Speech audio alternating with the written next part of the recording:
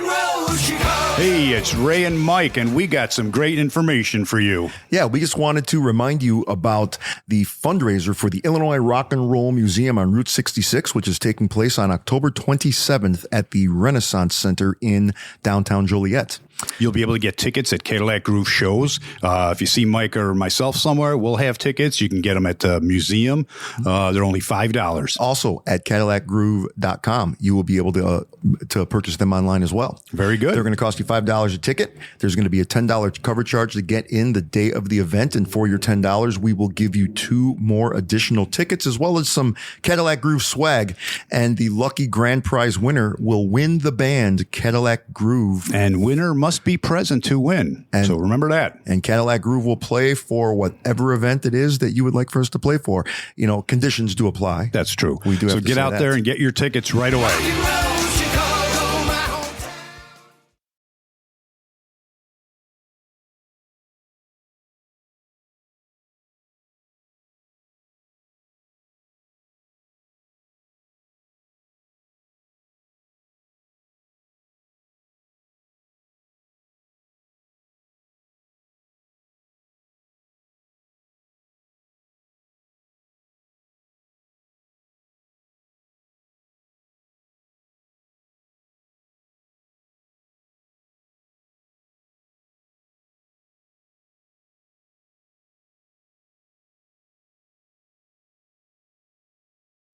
Coming to you from the studios at the Illinois Rock and Roll Museum on Route 66, it's the Rock and Roll Chicago podcast. Rock and roll, Chicago.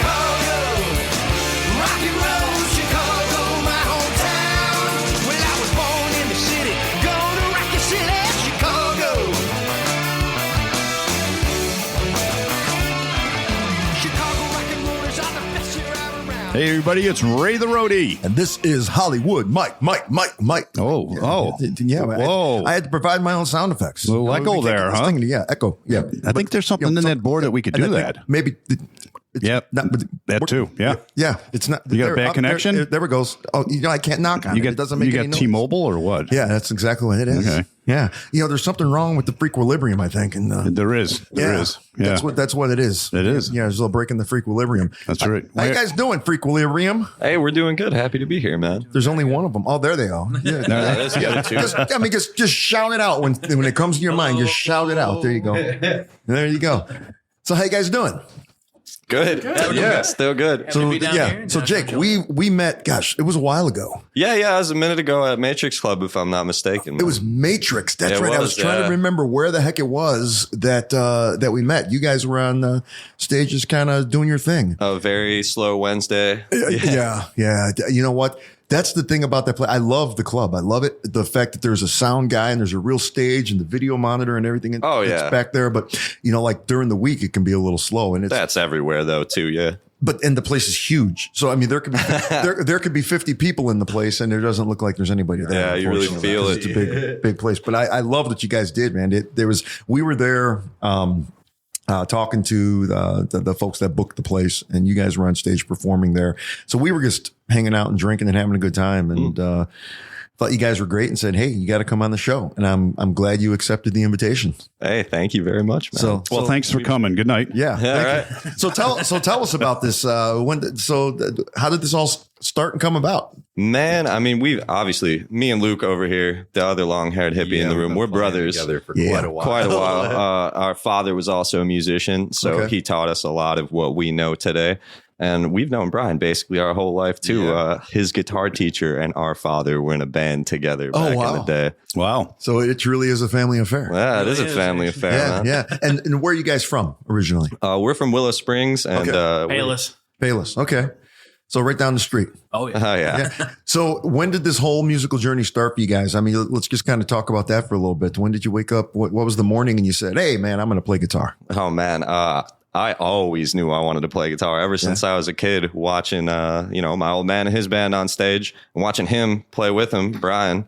I was like, man, that guy's good at guitar. I wish I was good at guitar or something, So I used to play baseball and sports and stuff like that. And then, kind of fell off in the middle of high school. I was like, it's got to be something else. So guitar and music, started a band, started writing tunes. Yeah, we should have a jar, like instead of a swear jar, we should have a jar every time a musician says, I started off, I was an athlete, man. I was a wrestler. I was playing football. I was doing bad, and and I just didn't like it anymore. In middle of high school, done with it. Picked up a guitar. We hear that all the time. There's a strong connection between sucking at sports and playing music. Exactly. I wasn't going to put it Pretty that much, way. yeah. I wasn't going to put it that way, but It's I a guess strong so. bond.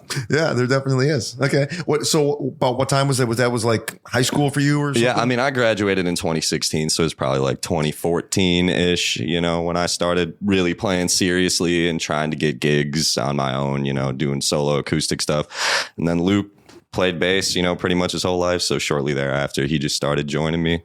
Yeah. And out of high school, we started, getting a little more serious, finding some more serious players. And we were able to get with this group of guys, and we needed a guitarist. And I knew exactly who to call, man. Yeah. Yeah. Who's older? He's oldest. Okay. Well, I'm second. Okay. You're second. Okay. All right. Yeah. Gotcha. So you just kind of went to little brother and said, hey, you're playing bass. Hey, no, that's exactly how it happened too. We both had guitars, and then I started playing for real, and I was like, I need a bassist. You got to get rid of your guitar. I was not into guitar. See, but now he's good at guitar. You hear him on guitar now. He's phenomenal. I was like 8 years old then. Right. Wow. But I was like, guitar, not for me. Decided to trade it in for a bass and just like fell in love with it immediately. Never looked back to guitar except for a little bit. Except for all the time lately. Yeah. Well, you know what they say? The bass player in the band is usually the shittiest guitar player. Plus, it's two less strings It is. It is to worry about. Yeah. Yeah. That's why I sucked at it, because there's not enough strings for my ADHD. I keep looking for other strings on it, but no, I feel you, because I was in that situation. I walked into a band rehearsal one time. I was like 18 years old, and the bass player quit, and the guitar player had a bass hanging on his wall. So instead of taking the bass for himself, he gave me the bass and said, here, you're playing bass now. And it's the way it was. It's a good strategy. I was also the singer in the band too. So I said, we're done with that. I'm tired of trying to do this, Yeah. It's so hard. I don't know how you do it, Luke, singing and playing bass, man. It's like singing and playing drums. Yeah. Who does that? Yeah. I don't know. And what do you do in the band? Lead guitar. You're lead guitar. Oh, yeah. Okay.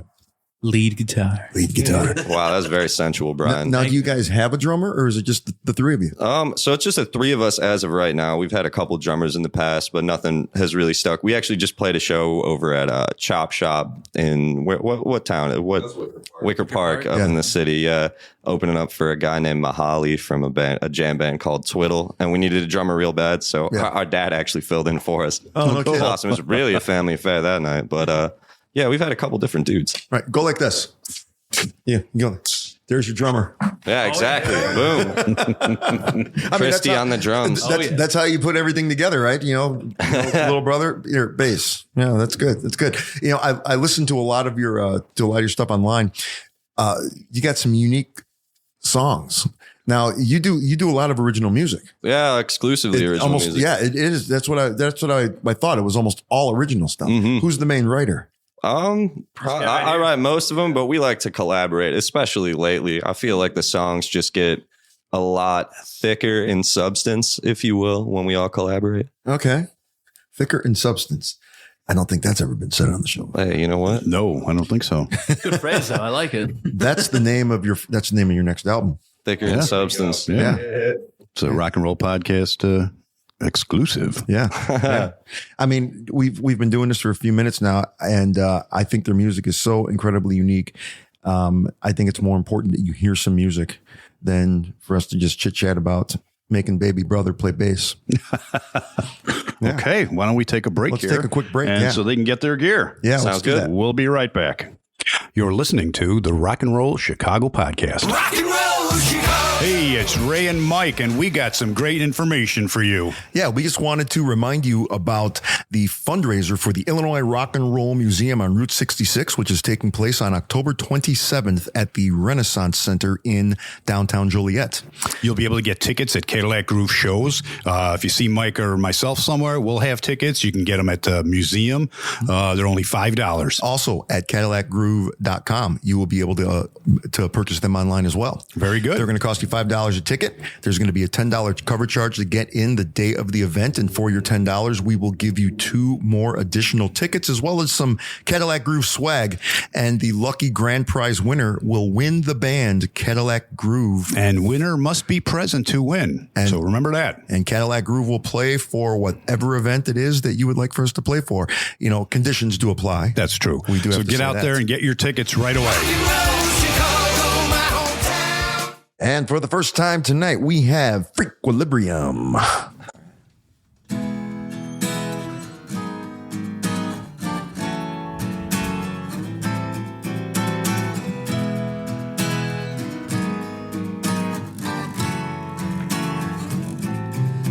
I'm so sorry that I killed you in my dreams, and I don't know why to my eyes it doesn't seem so obscene.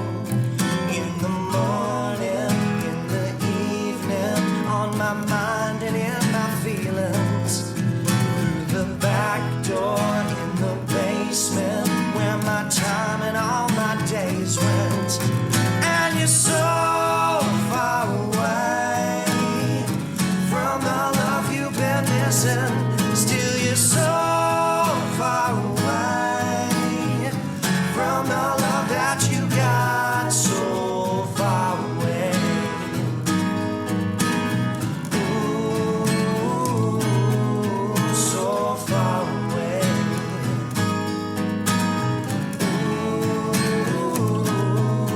Well, you said you're gone, now you're back again, tracking in the mud from your pig pen. Is there bliss inside your ignorance? Is there joy within your shame? Take a shortcut, skip the bad luck. Are you blind or are your eyes shut? I just know that you're still choking on the stuff that I've been smoking. And you're so far away from the love you've been missing. Still you're so far away from the love that you got. La la la la la la. La la la la la la.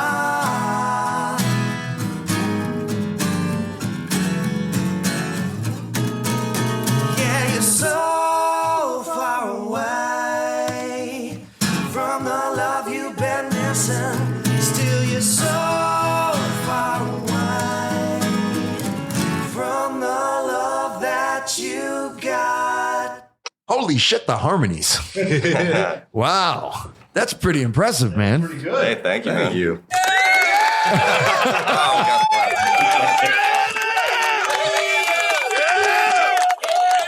They brought their fan club with them. They did. Oh, yeah. Now I got to spin They this did. thing. I'm not going to spin this thing around because the thing's broken. Well, I'm just like, that's not even your good side. It's not. But nobody wants me to put this by my ass. So No. what the heck? There it is. There you go. we got Now it you can fixed and talk. It's all turned around. Yeah. Now you're all Man, set. you guys, I can tell you guys spend a long time working on harmonies, don't you? You have to. We sure do. Oh, yeah. Yeah, I mean, like more than playing the music. Sometimes at certain points, Yeah. it can kind of be. I mean, their harmonies, the harmonies had that resonance that, you know, everybody was on pitch. Yep. Exactly. Thank you very much. So what was the inspiration for that song? You know exactly what it sounds like. Just a really shitty relationship. Yeah. You know, I don't know. I wrote it with Luke. He Yeah, could probably you speak know, on it. You know, Just having a bad time. just having a real bad time. having a rough go of it. I have to be honest. When I heard the first couple of lines of that song, I was like, I hope they really get into this. Like, you know, find her body in the basement. You know, Oh, there we go. stuff like that. But no, it's like you brought it to that point perfectly, right? And then it's like, okay, now let's just turn it into a nicer kind of a song. But I love the way the whole thing started out. So, how long have you been kind of like, I guess, writing music together? I mean, when you guys first started out, was it original or were you doing covers or when did you start all in it? It was always our intention to do like original stuff. That was the main deal because I've been doing covers basically my entire life since I was like 15. So it was a welcome change to do something a little different. Right. You know, and try and write some of my own stuff that could maybe invoke the same emotions as some of those covers, I guess would be a good way to put it, you know? Right. So what bands were you in prior to putting this project together? Oh man, at the time when we started this, right before, I was really, really into jam music and like the Grateful Dead and stuff like that. Definitely big into Fish. Yeah. He's always been the most eclectic one. Luke is always I really listen to a lot of just a little bit of everything. Okay. You know? I mean, shortly after starting it, Luke and I went on like a huge Frank Zappa tip. He's definitely my favorite to this day. Really? Wow. Yeah, absolutely. Do the acoustic cover of Uncle Remus all the time. Yeah. Because when I first saw you guys, I was like, I wasn't expecting the music that was coming from you. Thank you. Yeah, I mean, this is not the first time we've heard that. What kind of music do we look like we would play? metal. Yeah, right. I think so too. Yeah. He's got the nose ring for it. You know, it's very metal. Very metal. I mean, those are handy for leading him around, telling him, put him wherever it is you need him to go. You stand over there, just kind of hook a chain to it and whatever. Gosh, that looks painful. It did not feel nice, but I think it looks pretty cool. So. Why'd you do it? I thought it would look pretty cool. Man, It worked. I've never understood that. That's like, I'm going to go stand against that wall. You run full speed and come and kick me in the nuts. I'm just going to volunteer for that. I remember day after you got it, we were out for breakfast and you were eating your food, tearing up. Oh, yeah. It was rubbing on you. Rubbing against my nose. Yeah. Definitely hurt for a couple months after the fact. That's just gross. It's not fun. Like, I got the thicker one too. Yeah. I got it pierced at that thickness. So they just punched a hole out of my nose. Ooh. Oh, more or less. You didn't know that till that. Yeah, that's right. See, I'm the kind of person that I would have just like did something like, like you're out eating or whatever, you get some, go to the bathroom. I would have just dumped like all kinds of hot sauce on his burger, comes back and takes a bite into it and his nose starts running. While he's healing from a brand new piercing. You guys need to write a song about that. Yeah, right. Yeah. That's a good topic. Yeah. So what about your background? What about the things that influenced you the most? Oh, none of the good stuff. All very, very MTV kind of music stuff growing up. But for a while, I was doing jazz, going to community college, and kind of got centered with that. So got a lot more familiar with like Wes Montgomery, Chick Corea, and Herbie Hancock, and all the different So I figured like, hey, I like all this glam metal stuff. I like all this thrash kind of thing. I like the grunge thing, and let's try to mix it all together and put whatever we like into it. So it's kind of like where it comes from me, I think. Interesting. And how old are you? I'm 27. 27. Okay. Well, I was actually expecting you to say something younger because he doesn't look 27. No. Wow. Yeah. I was thinking like 21 or 22, but I guess that makes, but I guess that makes a little more, I guess that makes a little more sense with the influences and stuff that you just talked about and everything. Definitely. Yeah. Okay. Excellent. Well, it seems to be working. What's your favorite song? Ooh, of all time or of ours? Just of yours. Individually? Of yours. Yeah. I don't know. I think The Storm is my favorite. The Storm has kind of become like a... We were talking about that. Yeah, Luke and I were really geeking out over this That's song. One of my favorite tunes. I think just the way it came together in the studio, too. We weren't like certain about recording it. We were just we had some extra time. We were doing it in our garage. Never played it live ever. Yeah, we never played it live. We had played it together maybe 3 times before that, and we were like, let's give it a go. So what's it about? Tell us the story of the song. Jake wrote that one. Yeah, I guess I wrote it about how when you go through difficult things sometime in life, because the chorus is, even after the storm has passed, you're still in it. So, the verse has a lot of lines on it. It starts, she can get by all on her own. You see the love in her eyes, but a heart made of stone. Every night, you're thinking of leaving, believing in lies, but knowing in time that all love is fleeting. So it's just about being sad. I mean, at the end of the day, it's just, it's about how when things aren't looking good for you. I mean, that's brutal. He's got his girlfriend here in the studio. Everybody, no, we got a love song after. Things are looking up. Things are looking up. Things are looking a lot better. Things have gotten way better. It's all been writing much cheerier songs now. That's exactly what it is. That's exactly what it is. Yes, I understand that completely. Yeah, but I'm going to go back to that. Even after the storm has passed, you're still in it. That is fucking trippy. Right? All right. Yeah, it is. So here's the storm. Yeah, let's hear the storm. Oh man. Are we playing? We can't play that one. Nobody knows it but me. Oh, okay. Really? I can figure it out, maybe. I don't know. I can't do it. I'm gonna- I just asked you what your favorite song was. How could you? Doesn't how mean could they you can name- play how it. could you name a song that you can't play? We recorded it. We recorded it, Oh, but we so- haven't played it We haven't since. played it live. Really? Yeah, no. We could send you the Spotify. Yeah, we got that. Want to put that on there? Well, I guess we're going to have to. We're going to have to tell. Well, Paulie can hear this. Yeah, we can find it on Find the Spotify. storm, Paulie. Yeah. And then put it on this thing when it comes out. Even after the storm has passed, you're still in it.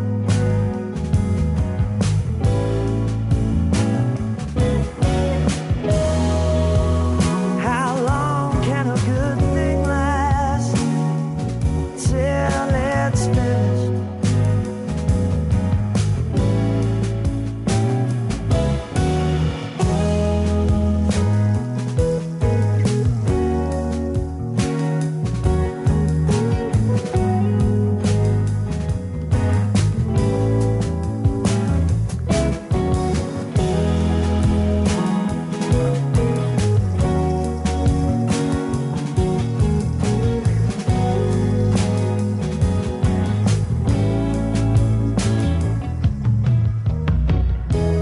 Every day you learn what you're worth.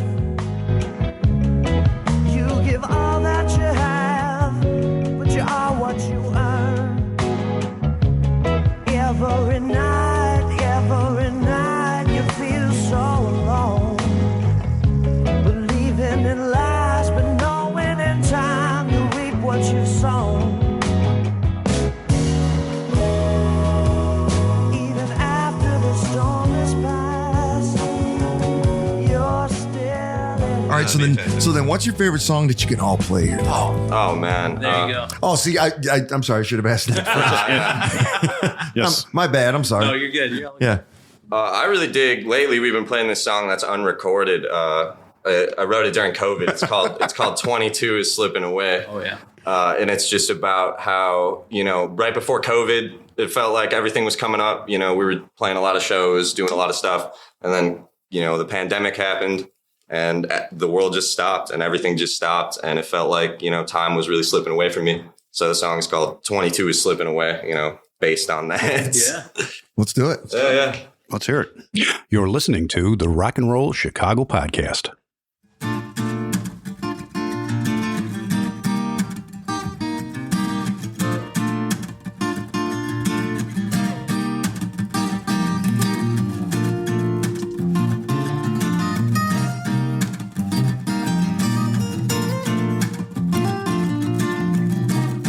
I wake up, feet on the floor.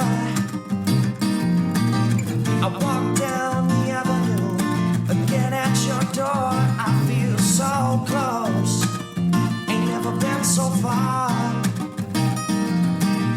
And I don't know just how long I can stay, hanging out trying to carry the weight. 22 is slipping away. 22 is slipping away. It feels like 22 is slipping away. Yeah, 22 is slipping away. But I'm stoned, still in motion, undetermined destiny. And you forgo all creative notions at the behest of your degree. And I know you get around, but it's only the same old streets in the same old town. And it feels like 22 is slipping away. 22 is slipping away.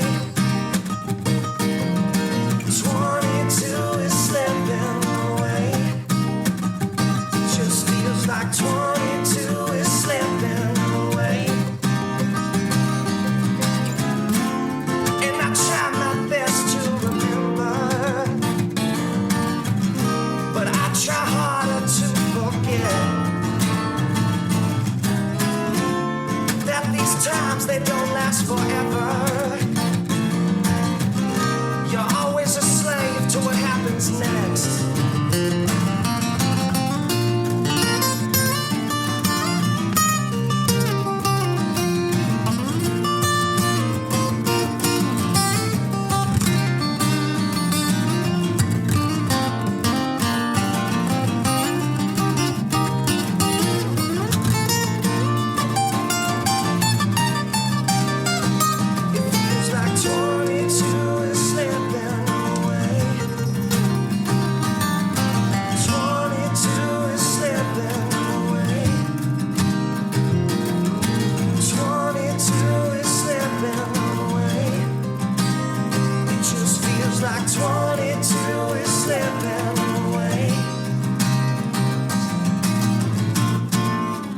I think I love that one. That was real nice. That was a fantastic song.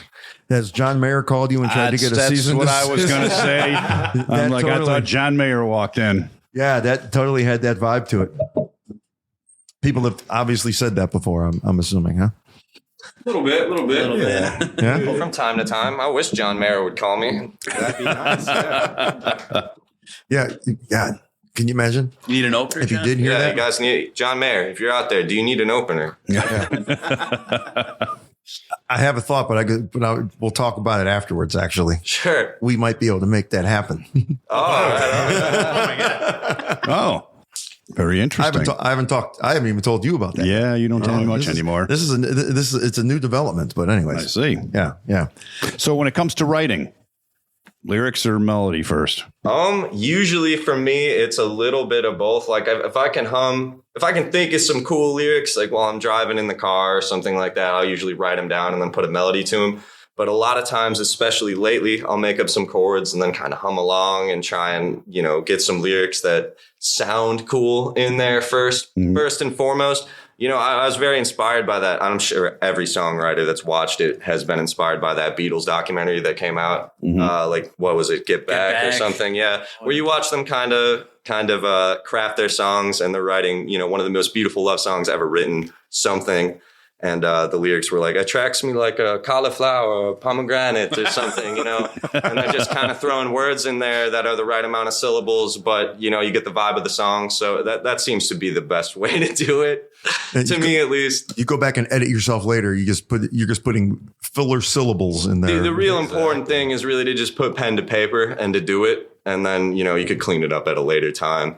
Right. Or write something completely different and scrap it, which is, always a go-to. So how often do you write? I try and stay in that headspace as much as I can. But lately I haven't been sitting down and writing as much as I'd like to. Like usually if we're not recording, which we've been recording and trying to get masters and mixes done lately. So it's just been a really busy time. I usually try and sit down a couple times a week and just try and write something, whether it be just like an instrumental thing or musically or some lyrics or something. Just sit down and get in that headspace a couple times a week. Ideally, I'd love to do it every day, but sometimes it doesn't work out that way. The most of the songs you're performing, so the songs are originating with you most of the time. The ones that we've played so far, yeah, absolutely. Okay. And have you guys contributed anything where you've come up with the song and brought it? Yeah, the rest of you guys? 100%. Yeah, you guys have done that before. Yeah, he actually has our top song on Spotify. He wrote most of that. Really, 5,000 plays. Somehow. You guys will be getting a royalty check for like 35 cents pretty soon. Yeah. We can go get ourselves a candy bar at Speedway. Yeah, no, actually, I don't know what Speedway you go to, but you're not going to get a candy bar for 35 cents. Speedway, They were 35 cents in 1982. There we go. So what's this song on Spotify? That one's called Lemon Haze. Lemon Haze. Yes. Okay. Is it another, Sappy had a horrible relationship song, or is it something different? Not quite. No? I don't know. That song's not necessarily about anything. It originated because I remember you had the part, he had this really interesting guitar part that was in 7. Yeah. And we couldn't really think of any words to it. And I think I started that. Yeah, you wrote like the first part of the first verse. And I mean, if you don't know, lemon haze is a strain of weed. Yeah. So that's what I was. That's kind of what I was figuring. Yeah. It originated with me sitting in the dining room of the house I was living in at the time, just messing with those chords and looking at a jar. No, I wasn't even. I was looking at a jar of lemon haze, and he was the sun looking. He was looking at a jar of lemon haze, and it was like lemon haze, brighter than the sun. And then that was the first line in the song, and he just really took it from after that first verse and immediately wrote the rest of it in like under a day. It happened real quick. It happened in English class when I was in high school still. Wow. Senior year English class. Wrote Lemon Haze. Well, that's what you're supposed to be learning, how to write and stuff there. Exactly. Yeah, he must have picked something up in there. For sure. Yeah. I guess suddenly felt really old. Did you? You know, because you said you graduated in 2016. Yeah. And when did you graduate? 2019. 2019. Yeah. Oh my gosh. I just suddenly felt really old. I didn't realize they required people to graduate from high school since 1985 or something. Okay. We won't even go back to when I did. Yeah. But can you remember that far back? Somewhat. It was the 70s are kind of hazy to me. Yeah. Lemon hazy. Me too. Lemon hazy. Well, I think we need to hear a little bit of lemon haze. Absolutely, man. Yeah. I think we need to hear a little bit of lemon haze. All right. Got to look at it a little bit. Watch a little. Just look at it. I'm Christy from Crime Cave Podcast. I've had a huge interest in true crime since my days of watching marathons of Snapped back in the mid-90s. I needed an outlet to talk about the cases that have haunted me for a very long time. With each episode under 20 minutes, I shine a light on some of the most bizarre cases in the last 50 years. Join me in The Crime Cave. Hi, I'm Rick Anthony. I'd like to thank my radio brothers, Ray the Roadie and Hollywood Mike, for allowing me to tell you about my podcast, the Someone You Should Know podcast. We spotlight musicians, authors, and interesting people, and we like to say we're making a difference one artist at a time. The podcast is heard twice a week on Mondays and Thursdays, and you can check it out on your favorite streaming platforms and on the web at someoneyoushouldknowpodcast.com. That's the Someone You Should Know podcast with me, Rick Anthony. Making a difference, one artist at a time. Are you ready?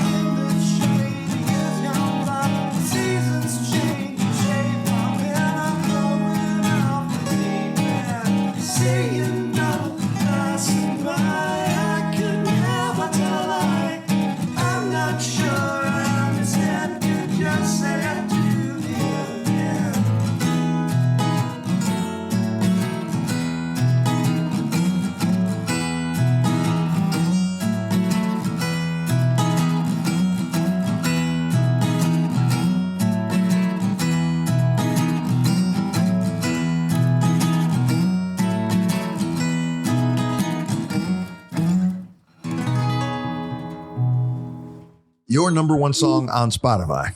Yeah. Wow. That's awesome. I love everything that you guys have played so far here. That's fantastic. Wow. Thank you very much. Unbelievable. So how many downloads? That one's got like 25,000 plays. Nice. Yeah. Yeah. Not bad.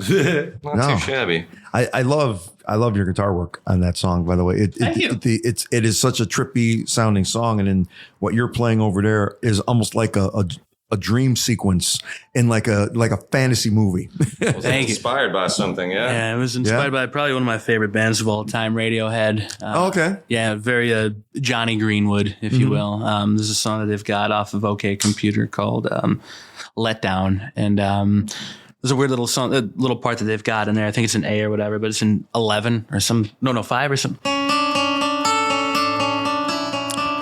I was like, oh, that's really fucking cool. Like, I'd love to use that. So I was like, no, it doesn't fit for that. I was like trying to find a way to make it a little bit more malleable to what the song is. So I was like, okay, 7.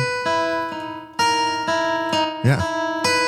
It's kind of nice. It's like it almost, you think it might be sweet and then it turns a little sinister. And I like that a little bit, you know? Oh, and I was just about to say, while you guys were playing the song and I was hearing that, it sounded like a dream sequence. So like I've got visions of marshmallows and unicorns and stuff. And now I just heard that by itself. And it's like a horror film. The killer's sneaking into the house. It's quite dissonant at sometimes. Yeah. Wow. Very interesting. That's pretty cool. That's pretty cool. So, what do you guys have coming up? Like toward the end of June? What do you guys have coming up as far as show dates and stuff like that go? End of June? I don't think we have any show dates at end of June. We're trying to get up to Detroit, I think, at some point in June. Yeah, but mostly we're going to release our new EP in May. So that'll be out probably when this comes out. And Right. that has 4 new tunes on it. So hopefully we'll be getting that out around May. What's it called? Leech. The EP is called Leech. Leech. Yeah. Okay. We found a cool picture of a leech. That's what inspired that. It's the simple things that inspire these guys. Yeah, and there's 4 songs that'll really stick to you. Yeah. Exactly. I mean, our last EP, it was that's his talent, by the way. I like the that a dad lot. jokes. Yeah. That's his talent.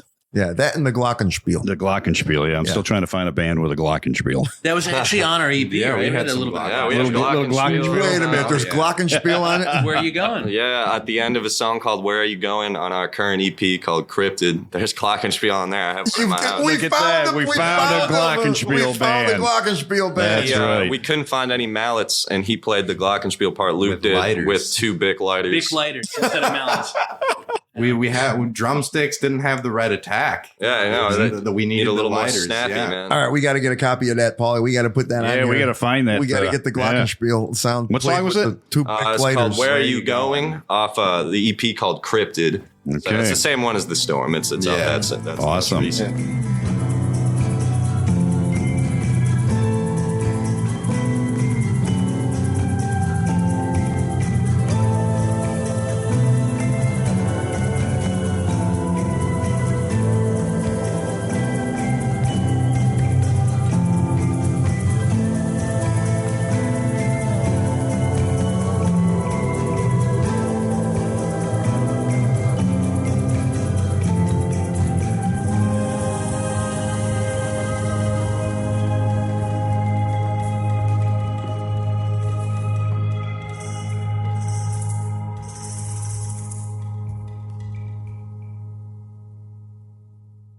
So what's going on in Detroit? You guys said you're trying to get to Detroit. Is it some kind of show or gig? My buddy lives out there actually, and we had a couple different offers to go out that way, but we're always trying to string together a couple, so we're not just going out to one place that's far away and then driving right home. So we're working on that right now. It's in the books. Mm-hmm. Yeah. Well, if you're heading out that way, Ann Arbor is a fantastic music town. I've heard, College yeah. town, right? Ann Arbor is only about 40 to 45 minutes away from Detroit. So I go there. I go there for business quite often.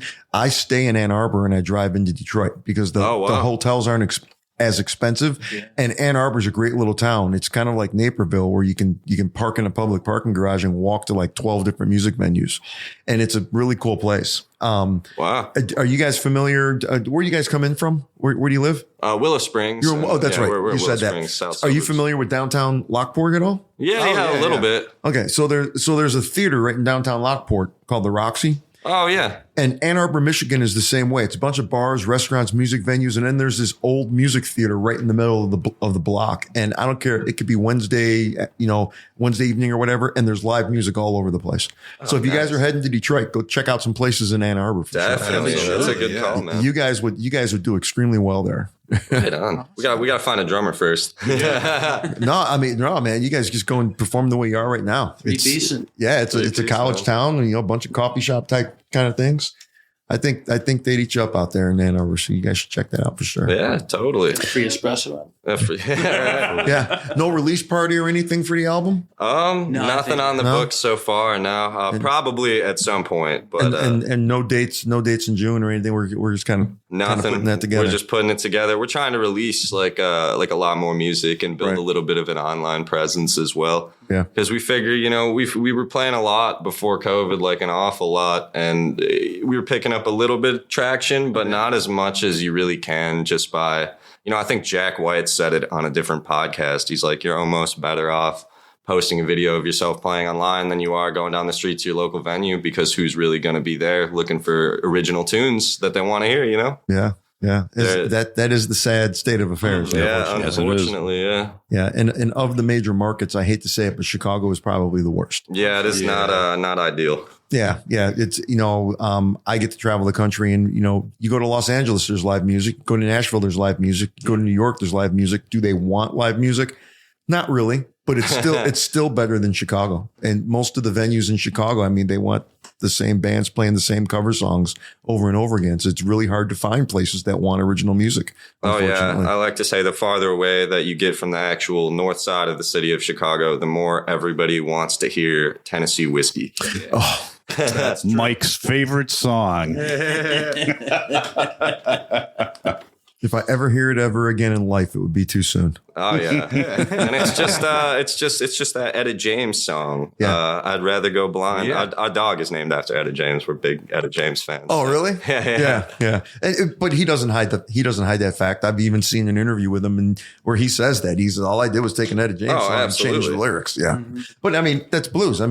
There's 1,000 songs that have that same exact chord progression. 100%. Yeah. Yeah. So when this EP comes out, it'll already be out. It'll be out already. Where can people find it? Spotify, Apple Music, Amazon Music, pretty much anywhere where you can listen to music. I think Pandora, probably. Yeah. Tidal. We'll ship you one in the mail. Yeah. Deezer. Yeah. Nice. Yeah. Buy their EP, everybody. They need money for piercings and more lemon haze. Lemon haze. Exactly. That's right. Please. Yeah. So you guys got a website, Facebook presence? We're on Instagram, just at Frequilibrium on Instagram and on Facebook. And then obviously YouTube, right? YouTube. Yeah, we're on YouTube, just Frequilibrium. We're the only Frequilibrium around, really. If you could successfully spell it right, you will find us. Yeah. And who came up with this name? It was kind of just a conglomeration of all of us, I think one of our buddies was actually in the room at the time and he pitched it and we were like, yeah, it's perfect. It was at the very beginning. We didn't think we'd be here 6 years later. No, that thought never crossed our mind, to be honest with you. No, we were like, It's just cool in the moment. They're just jamming, just smoking some lemon haze. That's right. Yeah, that's right. I'm never going to forget that now, lemon haze. Yeah. Never going to forget it. I might have to find some. We're going to try it. You should. Yeah, go drive past the dispensary on the way home. Well, his name's Mike. But yeah. Oh, I see. Mike's dispensary. Yeah, that's right. Mm-hmm. Well, all righty, guys. Well, your stuff sounds really great. Hey, thank you. Really good. I enjoyed it. Fantastic. And really enjoyed it. And I just want to thank you guys for coming out. Yeah, thank you for having us. It was a pleasure being here. And good luck in all you're doing. See ya. Hey, everybody, it's Ray the Roadie. And this is Hollywood Mike of the Rock and Roll Chicago podcast. If you've been enjoying our weekly program, we have great news for you. Just tune in to Road to Rock Radio on Mondays at 7 p.m. Central Time, and you can hear a rebroadcast of one of our past episodes.